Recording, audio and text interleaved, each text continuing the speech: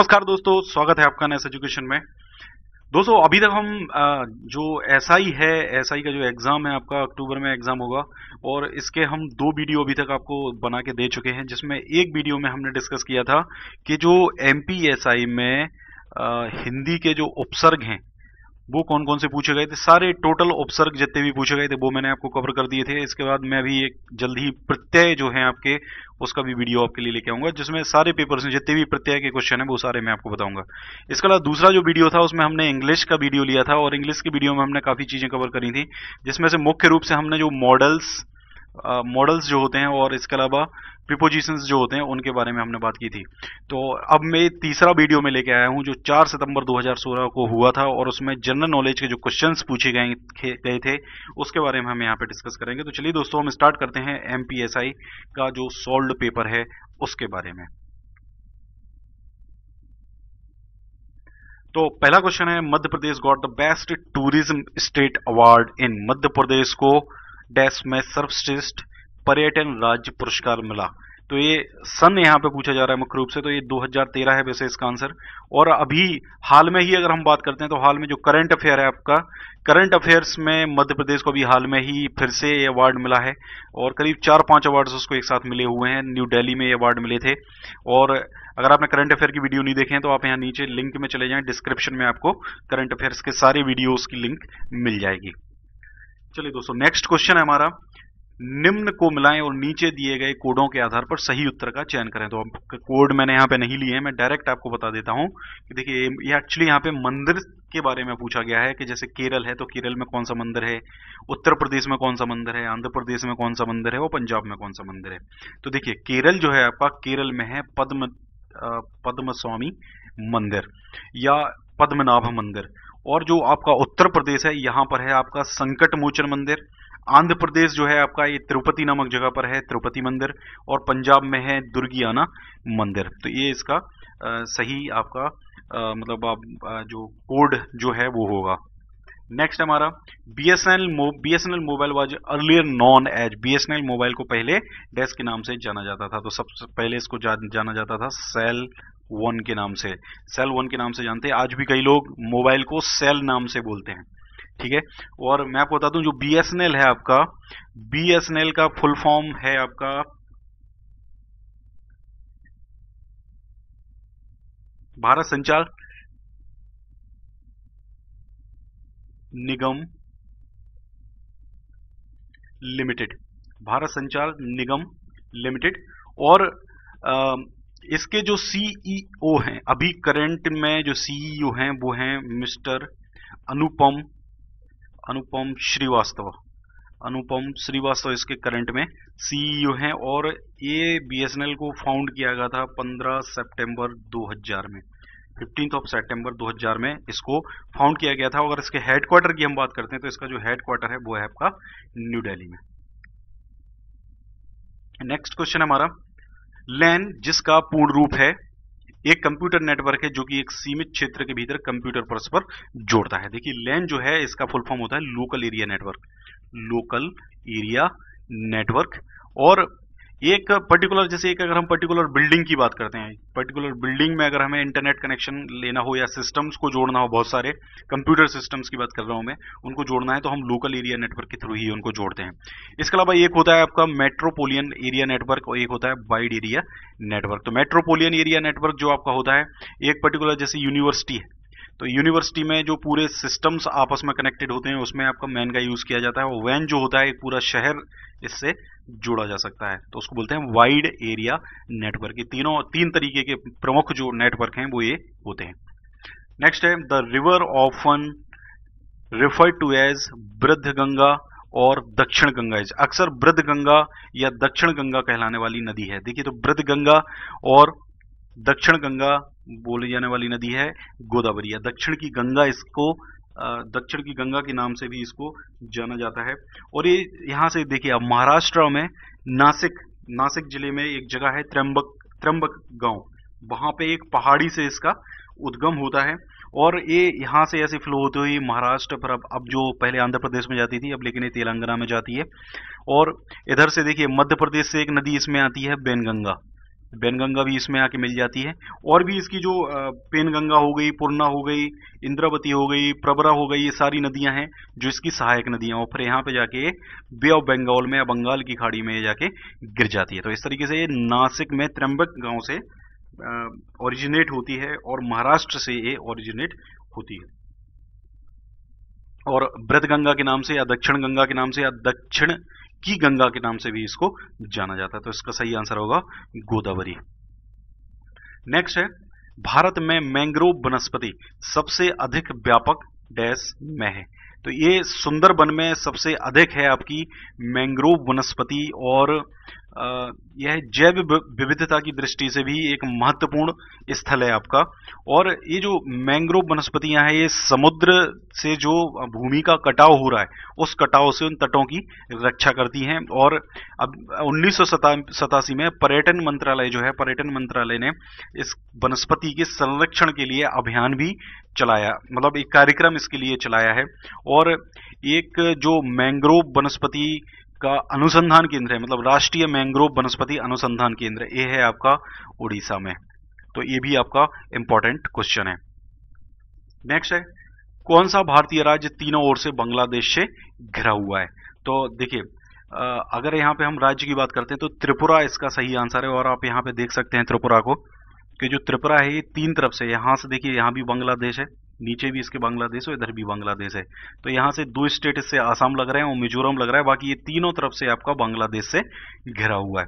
इसके अलावा जो बांग्लादेश है इससे वेस्ट बंगाल हो गया आपका। तो देखिए पूरा वेस्ट बंगाल आपको यहाँ पे दिख रहा है, मेघालय हो गया, आसाम हो गया, इनसे भी इसकी बाउंड्री लगती है।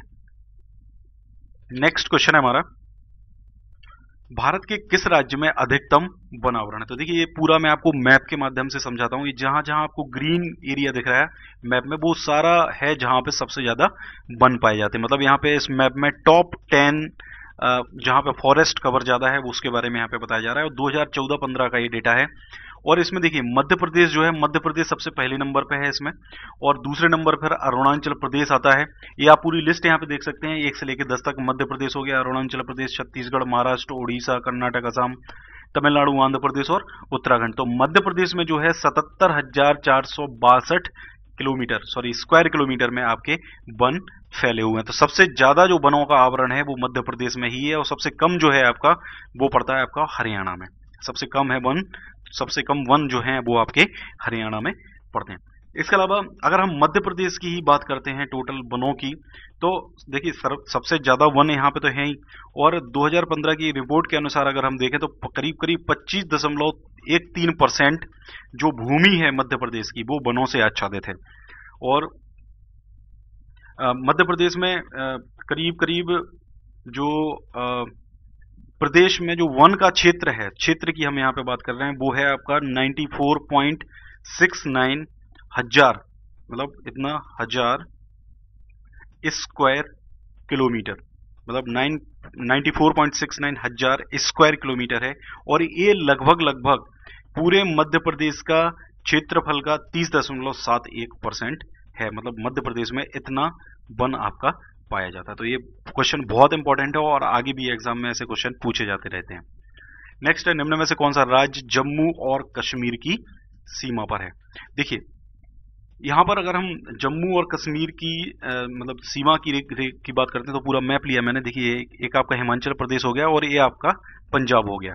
तो ये अगर हम इसमें इस क्वेश्चन के हिसाब से देखें तो इसका सही जवाब होगा आपका पंजाब। और पंजाब और हिमाचल प्रदेश ये दोनों हैं आपके जो आपकी जम्मू कश्मीर की सीमा से लगते हैं। नेक्स्ट है, यूनानियों ने इस फसल को सिंधोन के रूप में उल्लेखित किया जो कि शब्द सिंध से व्युत्पन्न है।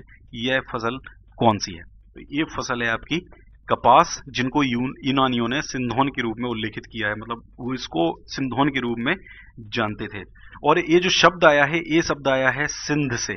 सिंध मतलब सिंधु रिवर या जो सिंधु घाटी सभ्यता थी उससे रिलेटेड रहा है। और भारत में जो कपास की खेती है लगभग 3000 ईसा पूर्व ये स्टार्ट हो गई थी। और सिंधु नदी के किनारे जो मोहनजोदड़ो था, मोहनजोदड़ो उसमें उसका जब उत्खनन किया गया तो उसके उत्खनन में कपास की खेती के साक्ष्य भी मिले हैं। तो मतलब ये 3000 लगभग 3000 ईसा पूर्व पहले कपास की खेती हमारे जो पूर्वज थे वो करने लग गए थे। नेक्स्ट है, which city is known as orange city, कौन सा शहर ऑरेंज सिटी के रूप में जाना जाता है? तो इसका सही जवाब है नागपुर। नागपुर को ऑरेंज सिटी के नाम से जाना जाता है। इसके अलावा अगर हम कानपुर की बात करते हैं तो कानपुर को कहा जाता है leather city of the world. Leather city of the world मतलब चमड़ा नगर, मतलब लेदर सिटी मुझे ज्यादा अच्छा लग रहा है, leather city of the world. ऐसे ही नासिक का कोई खास नाम नहीं है। मुंबई की अगर हम बात करते हैं तो नासिक को कहा जाता है, कानपुर का एक और नाम भी है, नासिक को कुछ नहीं कहा जाता है। कानपुर का एक नाम और है Pittsburgh of India. Pittsburgh of India, ये दो नाम प्रमुख हैं आपके कानपुर के। मुंबई की अगर हम बात करते हैं तो मुंबई के तो खैर बहुत सारे नाम हैं, जैसे आपका city of seven island, city of seven island भी इसको कहा जाता है। और आपकी जो मतलब इंडिया है, इंडिया की फाइनेंशियल कैपिटल तो ये है ही, तो फाइनेंशियल कैपिटल ऑफ इंडिया भी इसको कहा जाता है। इसके अलावा माया नगरी इसको कहा जाता है। माया नगरी के अलावा इसको कहा जाता है city of gateway of India, city of dreams. और इसके अलावा इसको हॉलीवुड ऑफ इंडिया के नाम से भी जाना जाता है, हॉलीवुड ऑफ इंडिया के नाम से भी इसको जाना जाता है। इसके अलावा मैक्सिमम सिटी के नाम से भी इसको जाना जाता है। तो इस तरीके से इतने सारे इसके आपके मुंबई के, अकेले मुंबई के नाम है। तो कानपुर के इसमें दो नाम हो गए आपके, leather city of the world, Pittsburgh of India, ये सब आपको पता होना चाहिए। नेक्स्ट है, क्षेत्रफल के संदर्भ से दुनिया की सबसे बड़ी ताजे पानी की झील कौन सी है? तो ये है आपकी सबसे बड़ी ताजे पानी की झील है लेक सुपीरियर, या सुपीरियर लेक के नाम से इसको जाना जाता है। और यह आपके जो नॉर्थ अमेरिका है, नॉर्थ अमेरिका में ये स्थित है। और इसकी जो नॉर्थ अमेरिका की और अगर झीलों की हम बात करते हैं तो इसकी और प्रमुख जो झीलें हैं, सुपीरियर झील है आपकी, तो ये भी है, ह्यूरोन, ओंटारियो, मिशिगन, ईरी, मतलब ऐसे करके बहुत सारी वहां पे झीलें हैं। नेक्स्ट है, निम्न में से कौन सा सबसे बड़ा द्वीप है? देखिए ये सबसे बड़ा जो द्वीप है ये है न्यू गिनिया द्वीप सबसे बड़ा है। लेकिन अगर हम एरिया की बात करते हैं तो एरिया की दृष्टि से सबसे बड़ा जो द्वीप है वो है ग्रीनलैंड, सबसे बड़ा द्वीप है ग्रीनलैंड। और जो न्यू गिनिया है आपका, ये प्रशांत महासागर है, आप यहाँ पे देख सकते हैं पैसिफिक ओशियन है, पैसिफिक ओशियन का एक द्वीप है। और जो ग्रीनलैंड है, ग्रीनलैंड आपका आता है, आप मैप में इसको देख सकते हैं, ये आपका है, आपका न्यू गिनिया ही है, ये पूरा इसका एरिया है पूरा, आप इसमें मैप में इसको देख सकते हैं। और ये है आपका ग्रीनलैंड, आप पूरे वर्ल्ड के मैप में देख सकते हैं, ये जो छोटा सा आपको येलो कलर से दिखाई दे रहा है ये आपका ग्रीनलैंड है। और ये पूरा यहाँ पे इसको बनाया गया है, ये है आपका ग्रीनलैंड। और ये पड़ता है आपका आर्कटिक ओशियन, और आर्कटिक ओशियन में, मतलब ये आर्कटिक महासागर में इसको ये मतलब स्थित ये है। नेक्स्ट है, 2019 क्रिकेट वर्ल्ड कप निम्न में से कौन से देश में आयोजित किया जाएगा? तो 2019 का जो क्रिकेट वर्ल्ड कप है ये आयोजित किया जाएगा इंग्लैंड और वेल्स में, इंग्लैंड और वेल्स में आयोजित किया जाएगा। और इससे पहले जो 2015 में जो आपका world cup, cricket world cup हुआ था, ये आपका हुआ था ऑस्ट्रेलिया और न्यूजीलैंड में, ऑस्ट्रेलिया और न्यूजीलैंड में हुआ था। और इसमें आपको बता दूं कि इसमें फाइनल में ऑस्ट्रेलिया और न्यूजीलैंड पहुंचे थे, जिसमें ऑस्ट्रेलिया जो था आपका विनर बना था, न्यूजीलैंड आपका रनर अप बना था 2015 में। और अगर 2023 की हम बात करते हैं तो 2023 में इंडिया में वर्ल्ड कप होगा, मतलब अभी ये प्रस्तावित है, तो इंडिया में होगा 2023 में। नेक्स्ट है, ICCU 19 क्रिकेट वर्ल्ड कप 2016 किसने जीता है? तो ये जीता है वेस्ट इंडीज ने, और 5 विकेट से ये जीता था, 5 विकेट से ये जीता था। और जो हराया था इसने, वो हराया था इंडिया को, मतलब इंडिया रनर मतलब उपविजेता इसमें बना था। और ये वेस्ट इंडीज का पहला अंडर 19 खिताब भी है।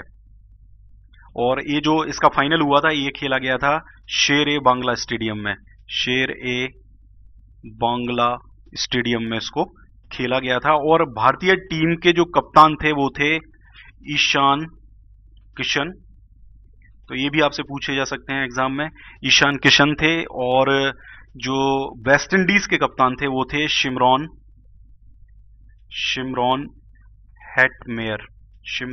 हेटमेयर इसके कप्तान थे वेस्ट इंडीज के। नेक्स्ट है राजीव गांधी अंतर्राष्ट्रीय क्रिकेट स्टेडियम कहाँ है, तो ये है आपका हैदराबाद में। राजीव गांधी अंतर्राष्ट्रीय क्रिकेट स्टेडियम है हैदराबाद में।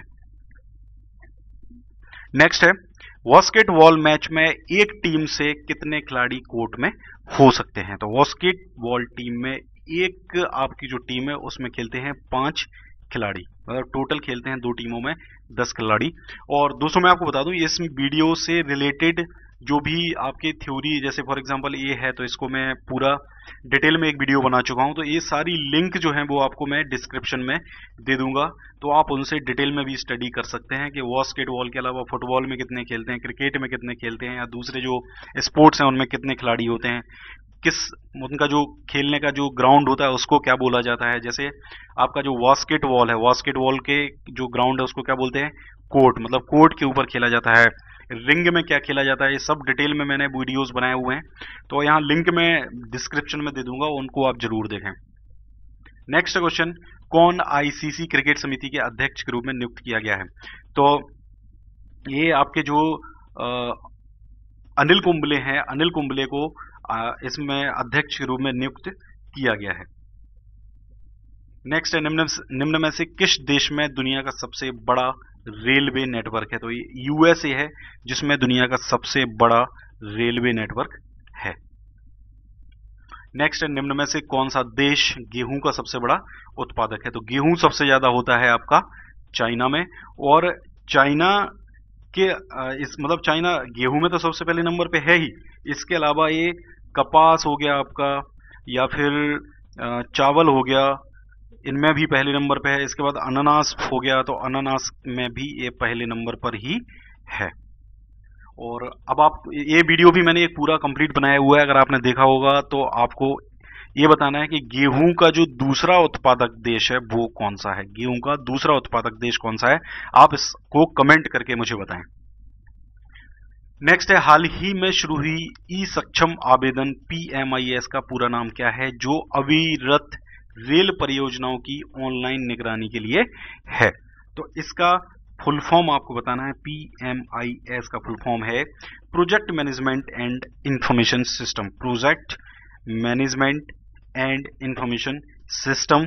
और यह ई सक्षम एक तरीके से जो मतलब ये सिस्टम है इसको ई सक्षम आवेदन के नाम से भी जाना जाता है, जो अविरत रेल परियोजनाओं की ऑनलाइन निगरानी रखने के लिए बनाया गया है।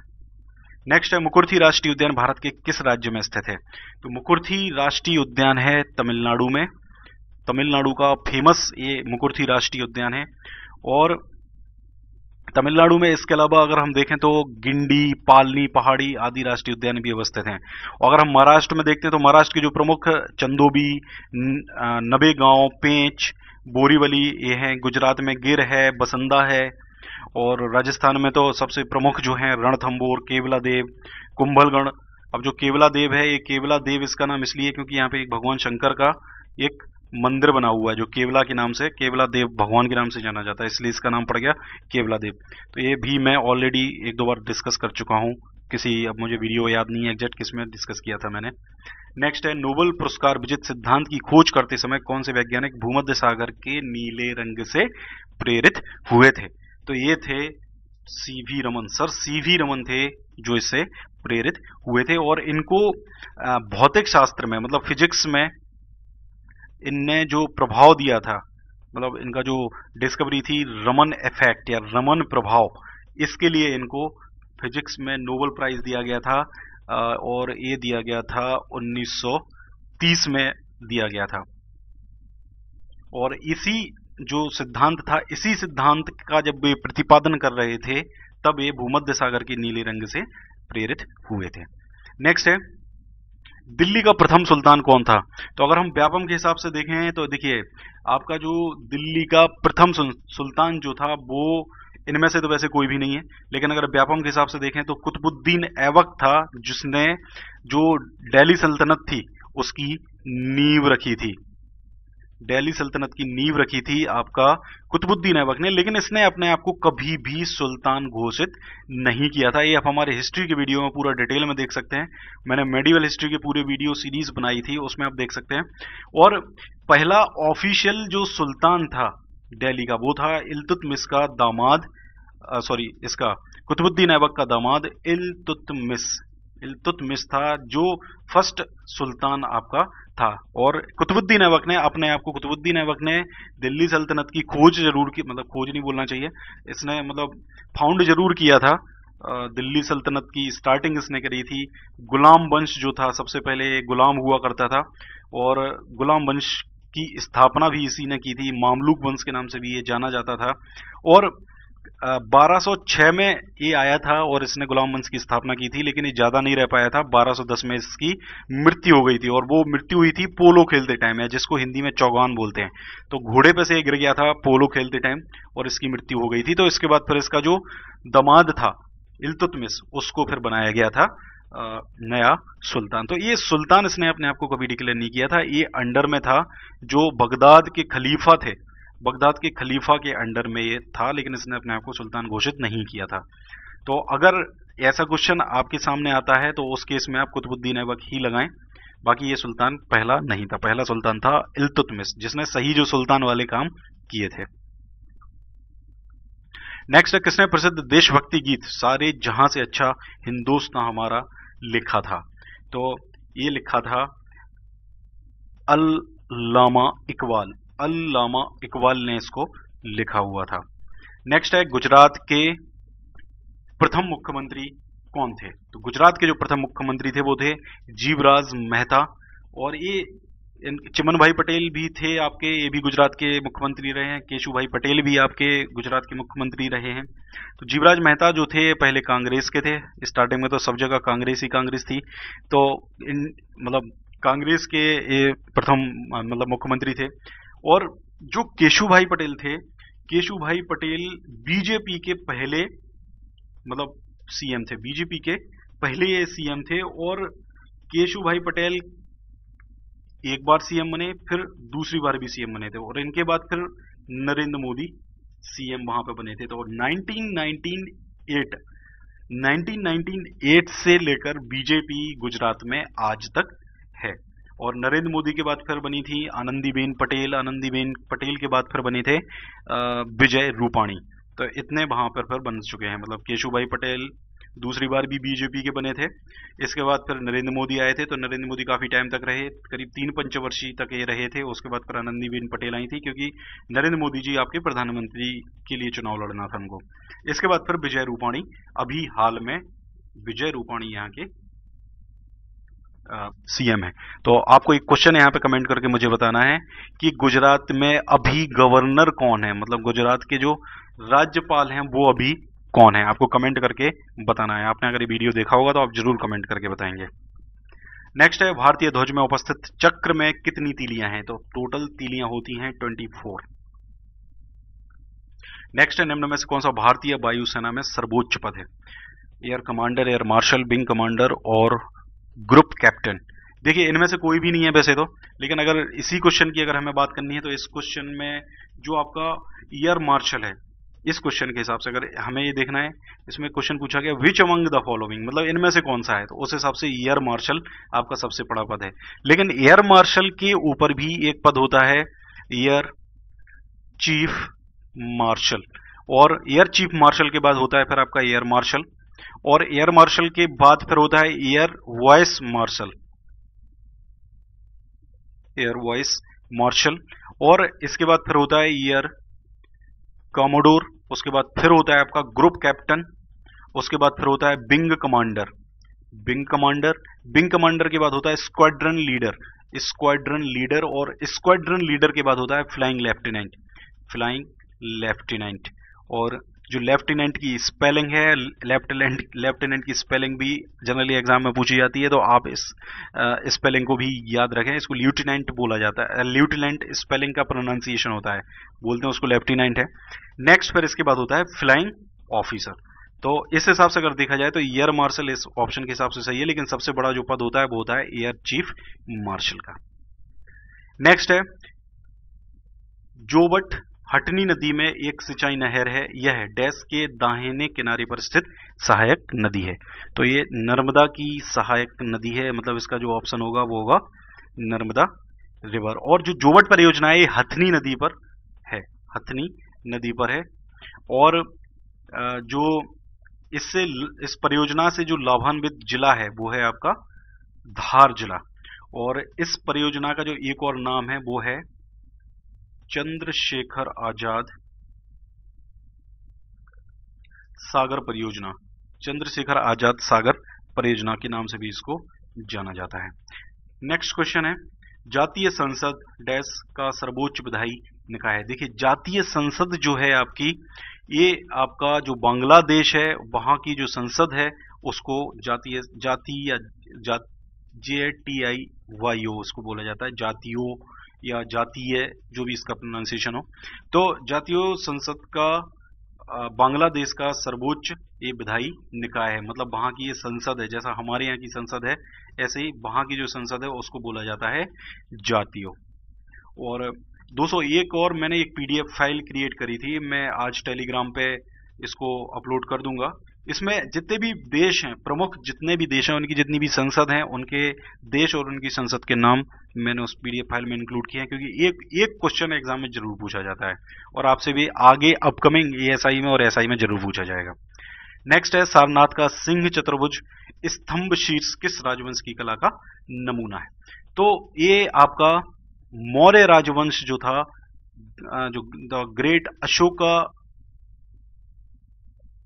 था उसका, ग्रेट अशोका जो है इसका आपका बनवाया हुआ था। और ये मौर्य साम्राज्य या मौर्य वंशीय शासक था अशोका, उसने ये बनवाया गया था। और उसने जितने भी स्तंभ लेख बनवाए थे उन स्तंभ लेखों में सबसे बृहद स्तंभ लेख आपका सारनाथ का सिंह चतुर्भुज स्तंभ शीर्ष है।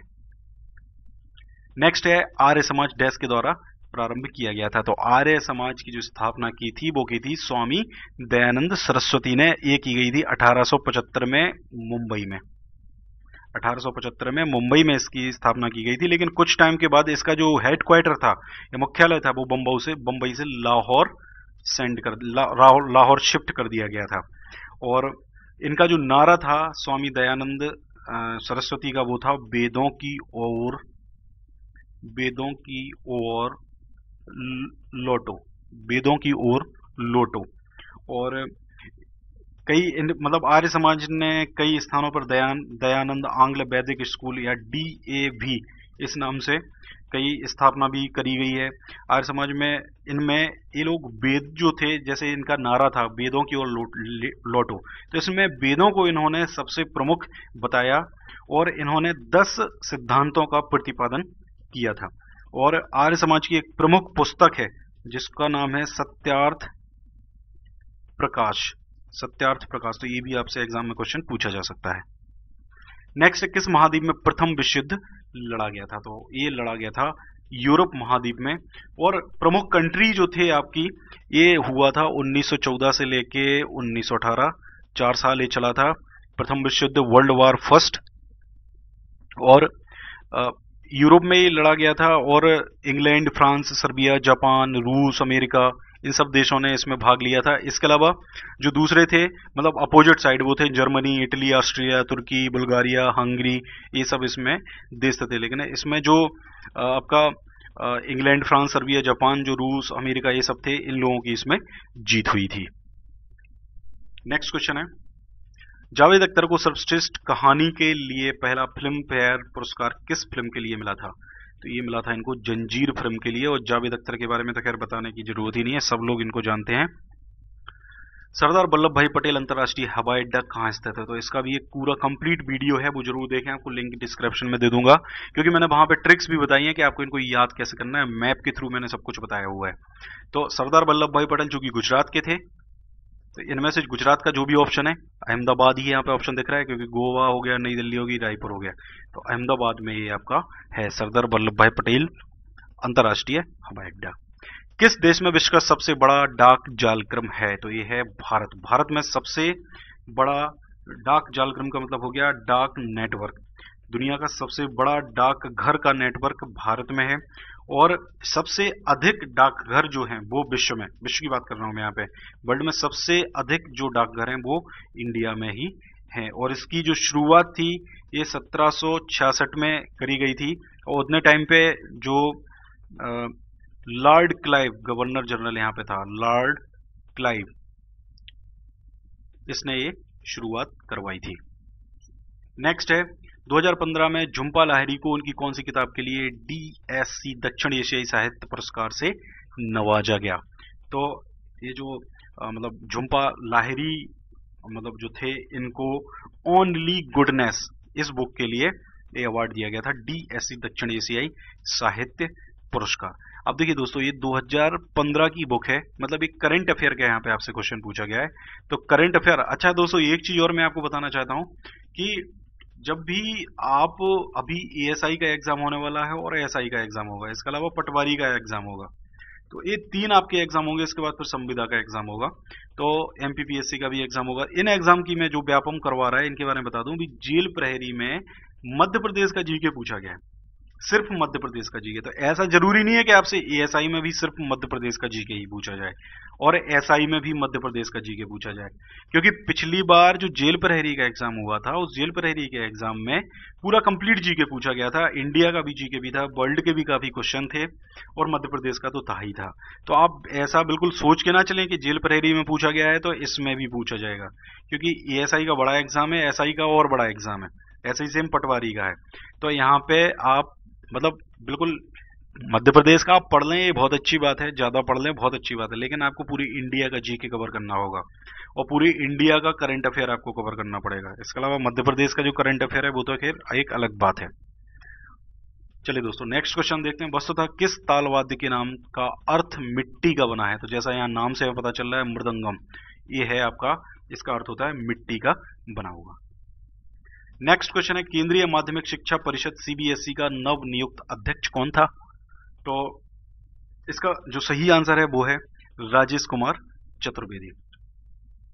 नेक्स्ट क्वेश्चन, भारत के मुख्य सूचना आयुक्त कौन है? तो भारत के जो मुख्य सूचना आयुक्त हैं वो हैं अभी RK माथुर, तब भी RK माथुर ही थे, क्योंकि ये 2014 से ये हैं। और पहले जो मुख्य सूचना आयुक्त थे वो थे वजाहत हबीबुल्ला, वजाहत हबीबुल्ला पहले आपके भारत के मुख्य सूचना आयुक्त थे। नेक्स्ट क्वेश्चन है, यूनिसेफ का मूल अर्थ है? देखिए, यूनिसेफ का मूल अर्थ जो है ये है United Nations International Children's Emergency Fund, United Nations International Children's Emergency Fund. और इसका जो हेडक्वार्टर है वो, ये सब मैंने आपको एक वीडियो अभी कुछ दिनों पहले शायद कल या परसों में मैंने टेलीग्राम पे भी पोस्ट किया था इसको। तो सब हेडक्वार्टर्स हैं उसमें, जितने भी ये ऑर्गेनाइजेशन है, वो वीडियो जरूर देखें आप। और ये जो हेडक्वार्टर्स इसका जो है यूनिसेफ का, ये है आपका न्यूयॉर्क में, न्यूयॉर्क में है इसका हेडक्वार्टर। नेक्स्ट क्वेश्चन है, विश्व एड्स दिवस मनाया जाता है? तो विश्व एड्स दिवस मनाया जाता है 1 दिसंबर को, 1 दिसंबर को मनाया जाता है विश्व एड्स दिवस। इसके अलावा 11 जुलाई, तो 11 जुलाई को मनाया जाता है विश्व जनसंख्या दिवस, विश्व जनसंख्या दिवस।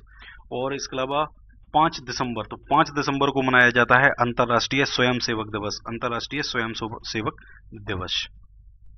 नेक्स्ट है तानसेन का मकबरा, ये तो बहुत फेमस क्वेश्चन है। तानसेन का मकबरा है ग्वालियर में। और तानसेन का बचपन का नाम क्या था? रामतनु पांडे, मतलब मूल नाम इनका था रामतनु पांडे। नेक्स्ट है नर्मदा अपने दोनों तरफ संगमरमर को काटकर एक सकरी घाटी में सिकुड़ जाती है, इसे निम्न जिले में देखा जा सकता है।